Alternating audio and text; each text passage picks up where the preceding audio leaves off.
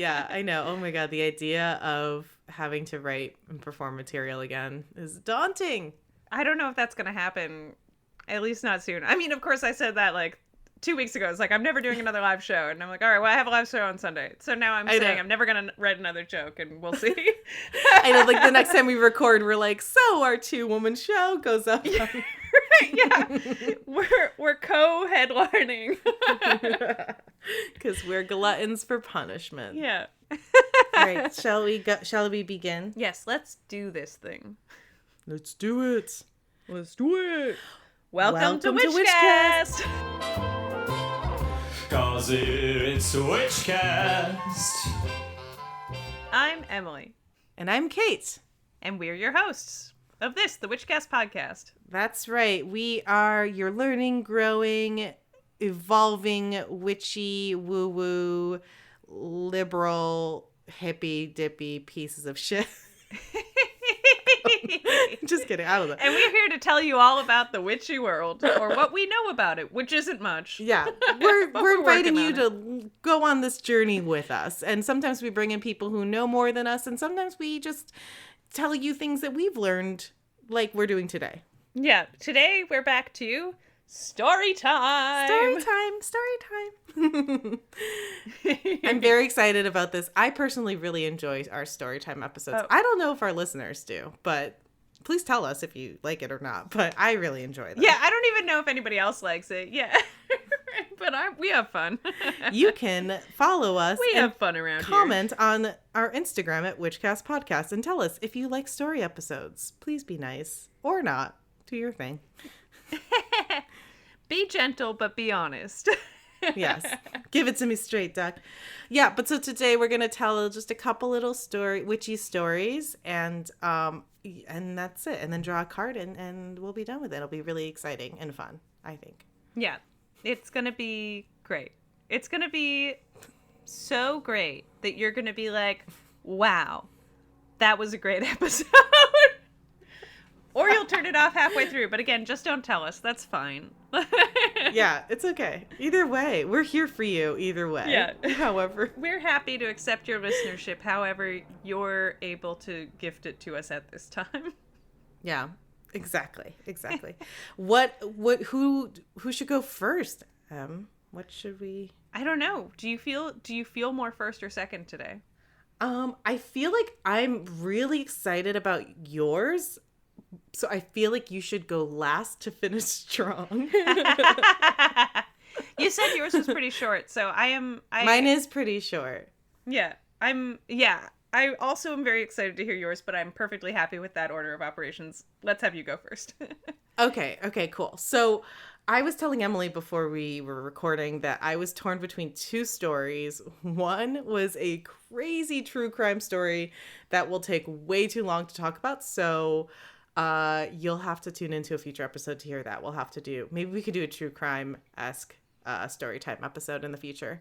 That would be dope. But instead, I'm going to tell you this other story that's also really great about the witch of Yazoo. Ooh. So, I found this at the visityazoo.org website. I was actually inspired because, I don't know, I think I've probably mentioned in past episodes, I am a fan of the My Favorite Murder podcast, and they recently did a mini-sode where they talked about fires being started, and one of them was like supposedly by a bruja, or like it was like there was a witch who had an altar and then like a fire started on accident and like blah blah blah.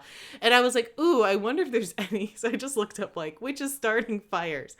Anyway, I don't know why it directed me to this. So in the middle of the historic section of Glenwood Cemetery in Yazoo City, which is in, I did not know this, but it's in Mississippi. Oop, touch the mic. It's in Mississippi. There's a public cemetery, and there's a grave that is surrounded by chain links, like kind of like a little plots, like a fence. And it's known as the Witch's Grave. And the legend of the Witch of Yazoo became famous in the Willie Morris book Good Old Boy, published in 1971. But there's a lot of kind of mixed sources. Like with a lot of our historical stories, there's not a ton of honestly reputable information about this. and I'll tell you why. However, the chain and the grave and the legend, it's been at this cemetery for a really long time. So we're not really sure of the exact origins. But according to the legend, the old woman that lived on the Yazoo River was caught torturing fishermen and killing them as she lured them off the river. The sheriff is said to have chased her through the swamps, where she was half drowned in quicksand by the time he caught up to her. Ooh. As she was sinking, she swore her revenge on Yazoo City and on the townspeople, saying, "In 20 years, I will return and burn this town to the ground." Oh, shit. And I guess that's that. And she died. And then May 25th, 1904, the fire of 1904 happened and destroyed over 200 residences and nearly every business in Yazoo City, 324 buildings in total. A lot of theories have evolved as to how the fire had started, but none were super conclusive. The most popular theory was that it was started in the parlor of a young Miss Wise who was getting ready for her wedding. Oof, bad luck. Yeah. But that's totally possible. However, a lot of accounts claim that there were strange and fierce winds that were blowing on that fateful day, which was unusual for the time and the season, which led many to blame the witch. The flames were said by witnesses to have jumped through the air as if driven by some supernatural forceful winds. And area weather reports from that time make no mention of high winds in the area. But look, we all know how people are in the olden days, up until, olden days meaning like 1992. Everyone was she's a witch. That's a very common, it's the witch's fault.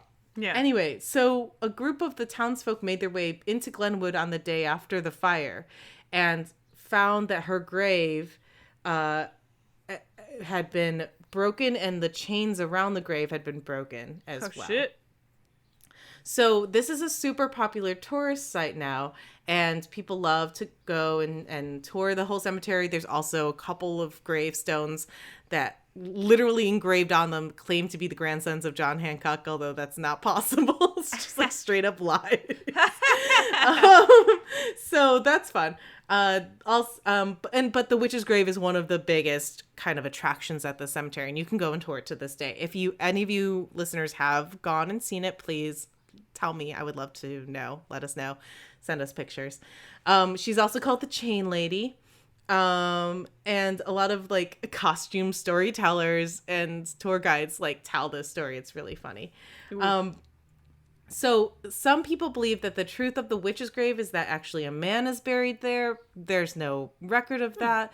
As far as, this article's knowledge, the plot was owned by a woman in Glenwood.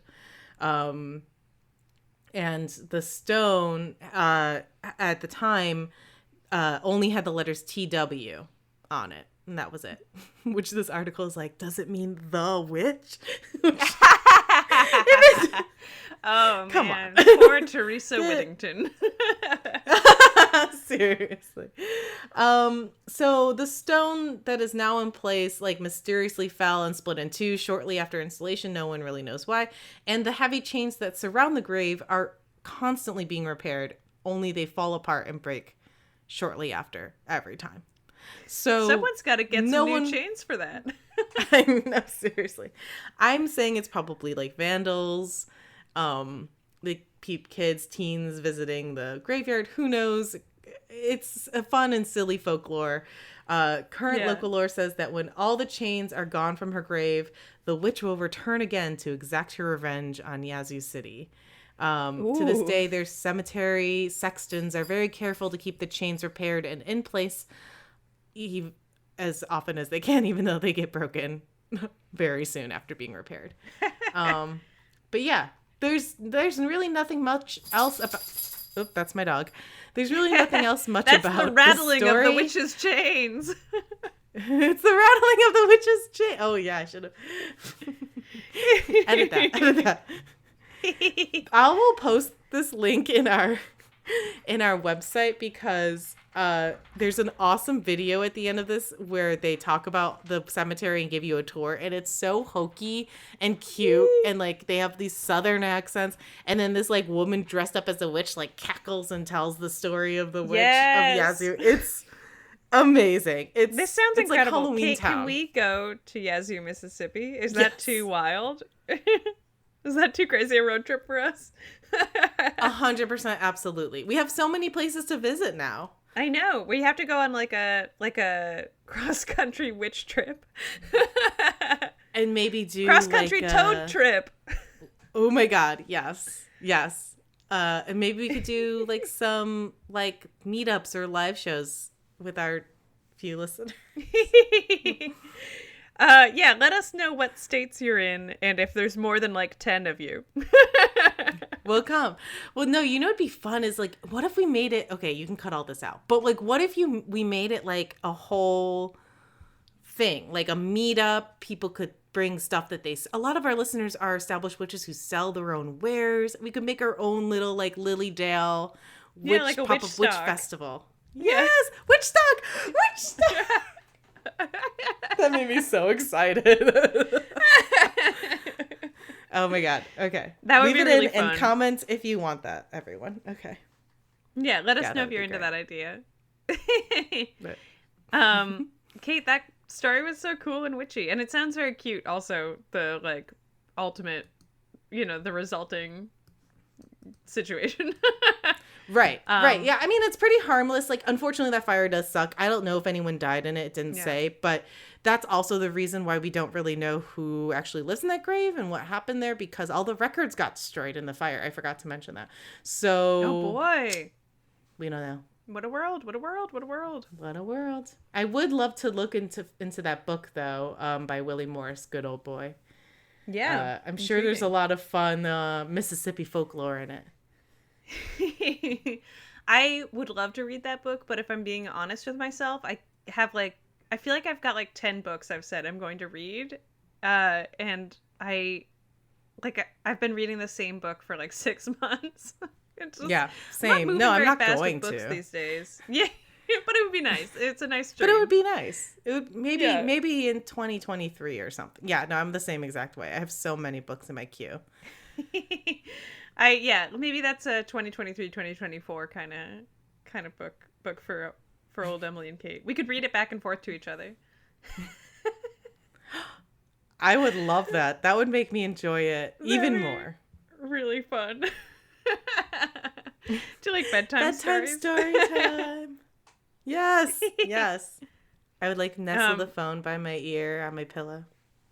Aw, that'd be really nice. But yeah, we just have to like take turns staying up a little later than the other one. Yeah.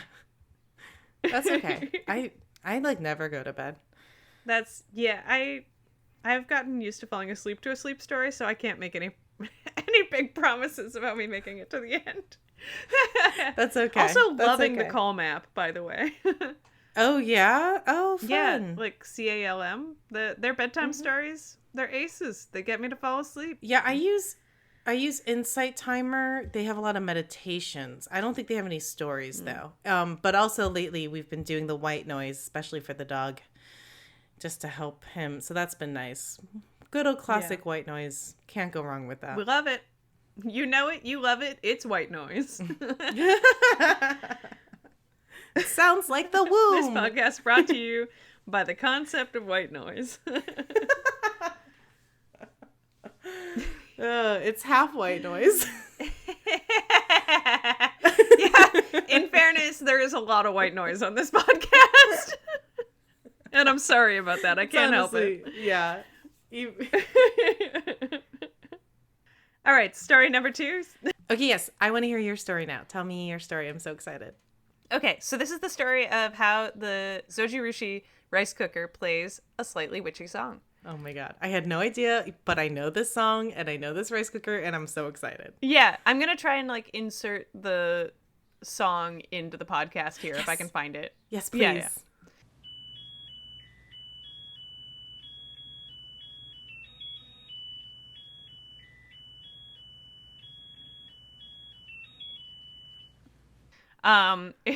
But it's okay. So basically, this rice cooker, when the rice is done, it sings a little song. It's so cute. Yeah, and I actually found this like in the opposite direction of how I'm going to tell it to you, because I think that the most interesting, or like the most fun way of looking at this story is how we got here, where there's a rice cooker that sings this song. So the rice cooker itself sings a song called Amaryllis, like the flower. And that song was like a popular French country dance in like the era of like Louis the 13th. So it got to Japan through like a 5-minute TV show, like radio show kind of thing called NHK, that would like from the late 1960s. And at one point, someone adapted this Amaryllis into like a Japanese pop song. Someone sang it once on Japanese radio, basically, but it became like kind of known in Japan. And then when Zojirushi was looking for a song, they were like, so it was popularized in Japan later on. Here's the direct quote from them. It was popularized in Japan later on, and that's probably why this tune was selected, but now we'll have to do more research. That's from their website. Oh, from the actual rice cookers company's website. Yeah. They were like, we actually like it became popular in Japan, but we don't know how exactly we got here. So but funny. so that's the story. Is it was like a French country dance that became popular in Japan in the late 1960s, and then that's how it became a rice cooker song. But how is it Wild. witchy? Let me tell you. Yes. All right, so the country song is called Amaryllis, but it's from a 1581 ballet. In fact, the first ever ballet called Ballet Comique de la Reine. The first like traditional, like what we think of as ballet was commissioned by Catherine de Medici in 1581. And these were like the last 9 bars of the first part of this like 6-hour-long ballet that were then adapted by a guy named Henry Guise in like the Louis the 13th era, which is maybe like 150 years later, I think. Anyway, so Catherine de Medici, do you know anything about her? No. So now I know everything about Catherine Medici. I feel like I say this a lot, but I feel like Charlie Kelly and Carol. Yes. Carol, do you know anything about Catherine Medici? Carol. The string and the board. I literally yell Carol every time I see that meme, and no one else gets it except you. I think about it all the time, but especially when I do shit like this. Anyway, so the song is on the rice cooker. The song's been on the rice cooker since it was introduced sometime in the 90s.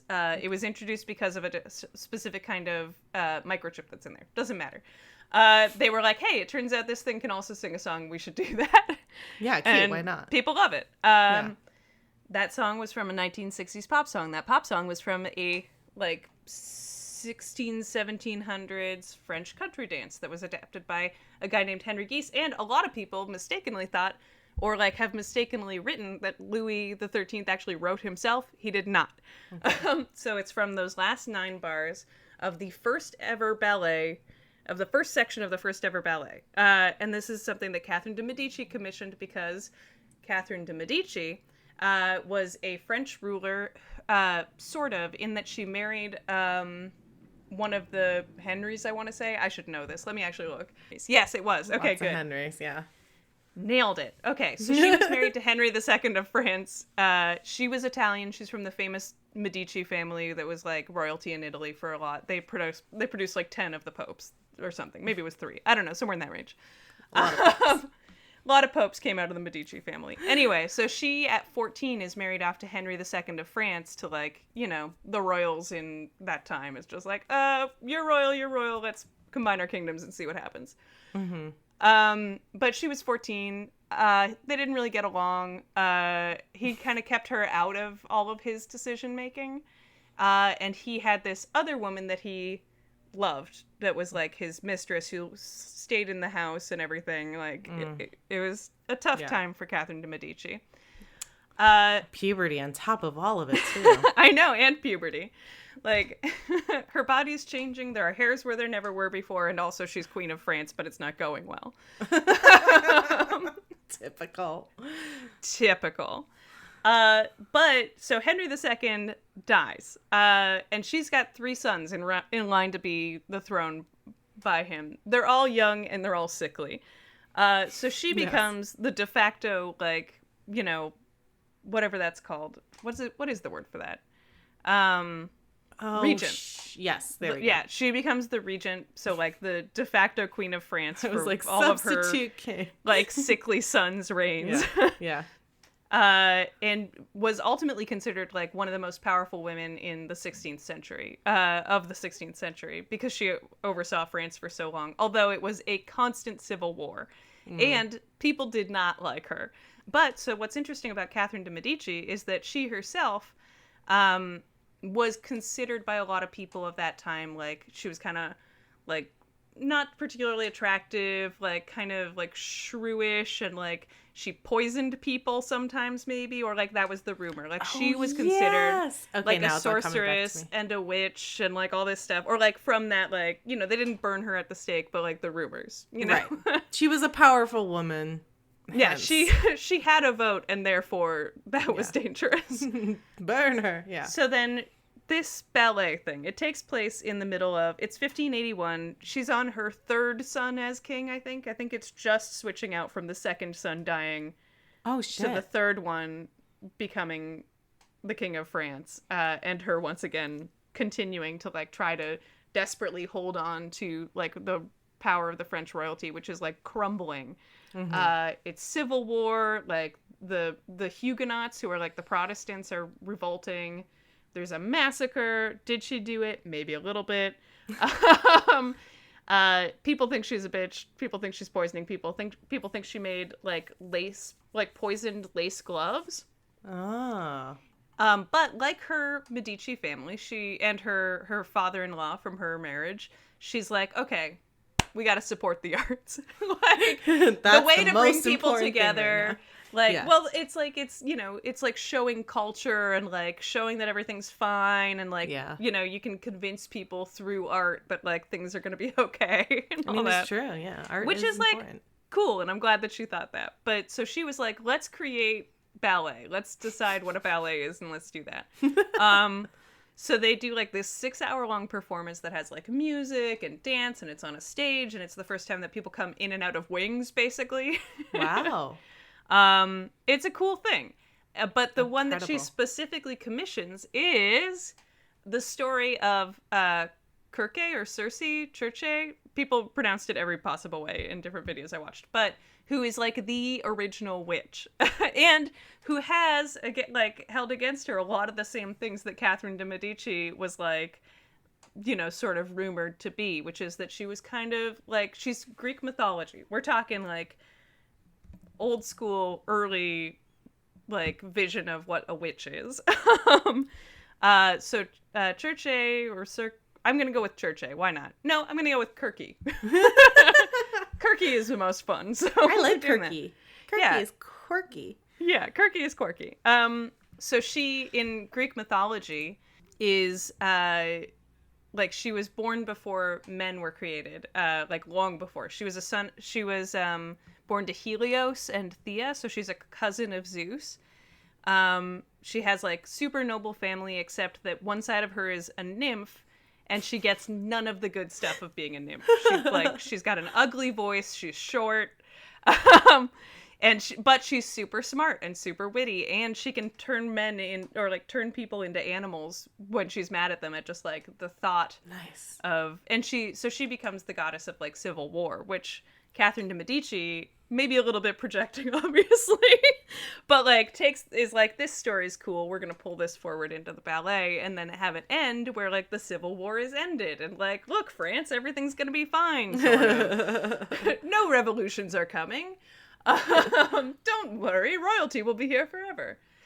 But so then tracking backward, what the ballet is about and what the sort of original story is like the original witch, like this fucking early Greek mythology witchy lady who, you know, by some accounts was like, you know, manipulative and like a sorceress and like able to get her way from men and a seductress and like all these things, because she in the Iliad like lays with Odysseus. But then she's also the one who tells him how to get home, and she like has everyone stay at her island where she's been banished to. Also, she was banished to an island in the woods, whatever. Or an island in the sea, not in the woods. That would be crazy. It could be an island in the woods if there was a river around it. Anyway, I love this. Keep going. Yeah, well, and I mean, okay, I would say that each one of these individual stories is something that you, our listeners, and you, our Kate, would totally love. And Kate, I'll send you some of the links for all of the like longer versions of these stories. But so basically, how is that song a little witchy? It is a pop adaptation of a country song of like a country dance from like 17th century-ish France, of the last 9 bars of a ballet about the original witch. And then the original piece of that song is Le son de la clochette auquel Circe sortit de son jardin. So it's the sound of the little bell when Circe leaves her garden. Oh my god. I love that. Or Kirky or whatever. Yeah. That is, I am enthralled and my mind is blown. Isn't that a wild, like, chain of events? Yeah. History is so weird, man. Yeah. Yeah, that's amazing. That is so cool. I thought that was just delightful. Because I love that little song. And, like, to think every time you hear it that it's, like, the idea of this, like, mythological first witch, like, in her garden with a little bell is, like, delightful. And that's the rice cooker song. So wait, where did you start to where you've ended up? Like, how did you look up were you curious about the rice cooker song, or were you looking up to Medici and then found your way to that? How did this rabbit hole begin? I literally Googled, wait, let me tell you, because this is the dumbest. I think I Googled crazy but true witch. And then I had Nice. like one of the things that came up was a Pop Sugar article, and it like the Pop Sugar article itself seems to have come down, but it was one post that just said that the first ballet was about a witch, basically, and that it was commissioned by a witch because people were like, I mean, this is Pop Sugar, so it's like, you know, the journalism here is none. But they were like, a witch commissioned the first ballet about a witch. And I was like, all right, I want to know what the true story of that is. And then so I started reading about that. And then there's a note in the Wikipedia page for the ballet itself at the bottom that's like, that just talks about that song. And it mentions the rice cooker thing. And I was like, wow. What? And then I went hunting looking for the Japanese pop song, which I could not find, but still delighted. That's amazing. That is great journalism right there. You truly went down the Carol. I even read like a book review from the 1970s from the New York Times, like trying to make sure that all of this was true. Wow. Impressive. Grade A journalism Thank you. You get here, folks, from Emily on it's WITCHCAST. at least grade B. It's like, it's definitely a chicken from a reputable farm. Shall we draw a card? Yes, please. Yes, let's. I know you mentioned last episode that you wanted to bring back the goddess deck. I do, yes. I have her handy if we wanna pull a card from her. Yes, please. Okay, I shuffled earlier, so I'm just gonna cut. And okay, I got the 6 of Pentacles reversed. Ooh, 6 of Pentacles reversed. Mm-hmm. Reverse. Sorry. It's probably telling us to stop saying yes to so many things. Well, that card can be correct then. I thought you were going to say suck it. I was going to say suck it, but then I didn't want to say that to the goddess deck because I respect her. I mean, you know, she's a mom. She gets it. She's my tough love card. So for those of you who maybe haven't heard past episodes or don't remember, this is my Universal Goddess Tarot by Maria Coretti, artwork by Antonella Platano. It's really beautiful, has goddesses of all different cultures on it. And this one says, "Come to me, come all of you, stretch out your hands, take these coins. My riches are now yours. My name is Acca Larentia, and I am a divinity of Rome." However, she is reversed. So what does Biddy say, Emily? So Biddy says reversed 6 of Pentacles is all about self-care, unpaid debts, and one-sided charity. So, I mean, I feel like you could interpret that in 2 different ways, which is like, are you giving too much and not receiving, or are you receiving too much and not giving back?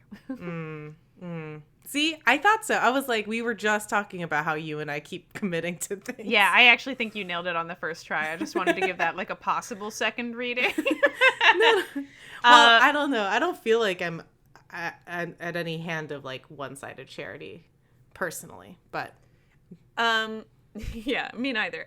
Wait, can I'll read you a little bit of the bitty one Yes. because I feel like it's good. please. The Six of Pentacles reversed reminds you to make sure you are also giving to yourself. A little self-care will go a long way, especially if you have been in giving mode for a long time. Consider buying a little gift to show yourself appreciation of everything you've done, maybe a massage, a beautiful box of truffles, or simply write a love note to yourself to say, thanks for everything. And you know what? I love that. Biddy, that's cute. That's not what I thought you were going to say, and I'm loving it. Yeah, I'm down with that. I could totally do with a box of truffles or a massage. Yeah, give to yourself. Okay. Good point. Or a love note. A little It love is note. important to remember, I think, to give back to yourself. Yeah, and to thank yourself for all you do. Yeah, yeah. And that's not vain or selfish. I think it's important to feel, to take stock and be nice to yourself. I don't know. Yeah, that's right. And thank Anyway, you, universe. yes, thank you. Well, this was fun. What a blast we have here. If you like us, we do lots of, like we said, we do lots of different types of episodes, not always story time. Sometimes we go deeper into specific topics, like we have guests. But if you do like it, please listen to our past episodes, follow us, and subscribe on Apple Podcasts. Leave us a little review, a little rating. It helps other people find us, and it means a lot to us. It really does. And you can also follow us on Instagram at Witchcast Podcast, or send us an email at witchcastpodcast@gmail.com, and we'll post links on our website at witchcastpodcast.com. .com. .com, baby. .com, baby. We're on that .com bubble. I don't know what that means. I just went with it. I was like, skirt, skirt. Feels yeah. fun, yeah. Whatever the kids say. Yeah, skirt, skirt. I watch too much TikTok. I like it. All right, so all that said, I've been Emily, and that's Kate over there. And until next time, hex yeah! 'Cause it's Witchcast.